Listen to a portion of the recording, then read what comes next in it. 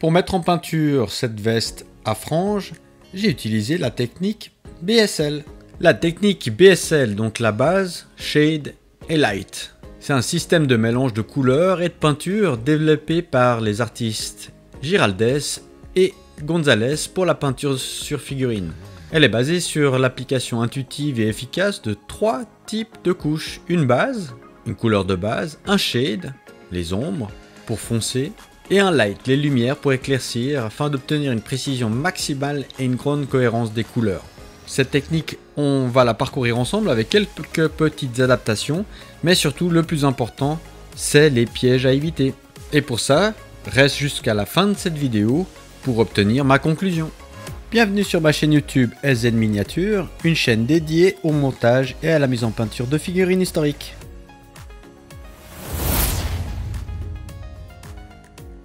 On va jouer le jeu, donc je prends 3 teintes de brun, un ombrage, une base et un éclairci.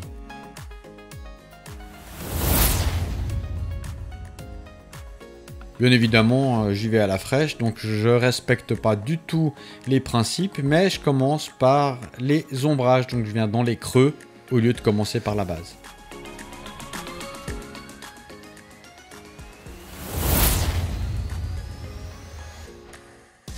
Je poursuis avec la base, donc avec le brun intermédiaire, et bien évidemment, j'y vais pas forcément avec précision sur l'ensemble de la veste.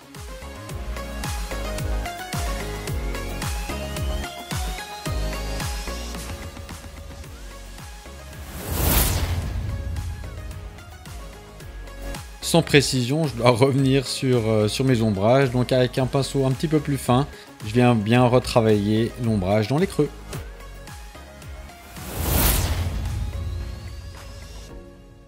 Voilà, on arrive à ce qui est censé être la dernière étape, donc un bon pinceau, et avec cette teinte la plus claire dans mes bruns, je viens travailler l'ensemble des lumières, des éclaircies.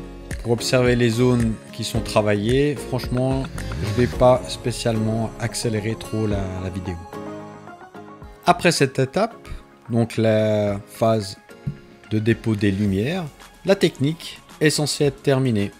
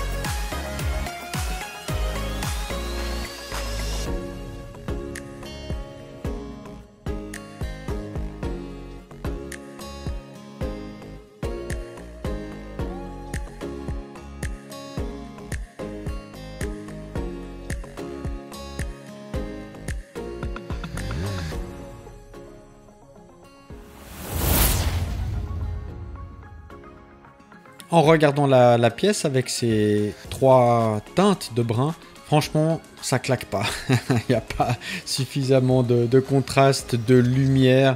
Voilà, mon choix des teintes est insuffisant, c'est pas le bon choix. Donc au niveau de la base, je vais partir avec un ocre, sans toucher au niveau des ombrages le brun foncé. Allez, on repasse l'ensemble de la base avec un pinceau fin. Bah, comme tu peux l'imaginer, du fait que la base a été changé, les éclaircies qui ont été posées, c'est mort. Il faut les refaire également. Donc ces éclaircies, ça va être la couleur ocre, la couleur de base, avec un jaune citron très très clair. Donc il y a pratiquement une couleur citronnée, jus de citron vraiment, qui est très clair avec un tout petit peu d'ocre pour vraiment apporter toutes ces lumières. Donc les ombrages, le brun foncé, la base, l'ocre, et les lumières extrêmes, vraiment c'est un jaune citron très clair avec un tout petit peu d'ocre dedans, juste pour la forme.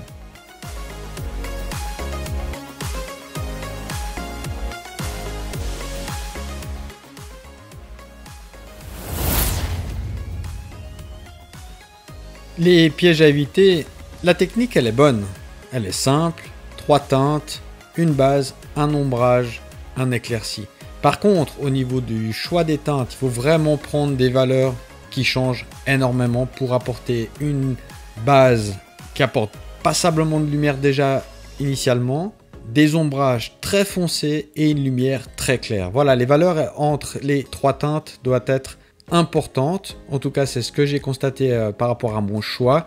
Les valeurs étaient trop proches et le résultat, franchement, c'était un peu fadasse. Donc voilà, le brun foncé à apporter avec un ocre, donc beaucoup plus de lumière, et de finir pratiquement avec une couleur citronnée, un jaune très très clair avec une toute petite pointe d'ocre à la base. Pas de blanc, pas de mélange avec du blanc, surtout pas. Merci d'avoir visionné cette vidéo jusqu'au bout. Si ça vous a plu, merci de partager et de placer un petit pouce vers le haut, ça fait toujours plaisir. Dans le cas contraire, un petit commentaire constructif, c'est toujours utile. Si vous avez des questions, n'hésitez pas, j'y répondrai très volontiers. Abonnez-vous pour obtenir une notification dès l'arrivée de mes prochaines vidéos. Jusque là, portez-vous bien, à vos pinceaux, ciao!